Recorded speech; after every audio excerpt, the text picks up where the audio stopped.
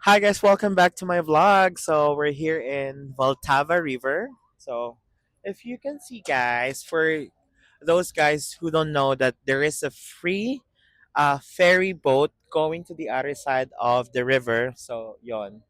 Ayan, may kita nyo mga mamshi. So eto, kapag meron kayong Litachka or PID, yung parang 1 month or monthly na kinemeng, sa train or sa bus or sa metro, meron ding free ride papunta sa kabila. Ayan.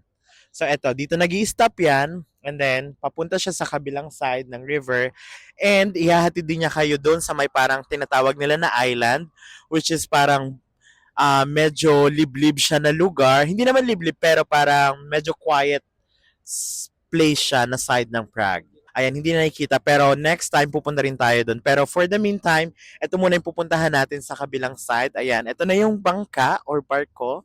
So, ayan, dyan kami sasakay. It's for free.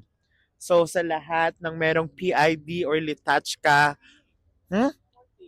40 crowns. No, kung meron ka, dun sa kabila pala yung for free. Dito, magbabayad ka ng 40 crowns lang. Pero kung ayaw mo naman magbayad, go ka dun sa isang side, which is libre lang. So, ayan na. Yan. Sasakay kami ng mga aswang. So, see ya!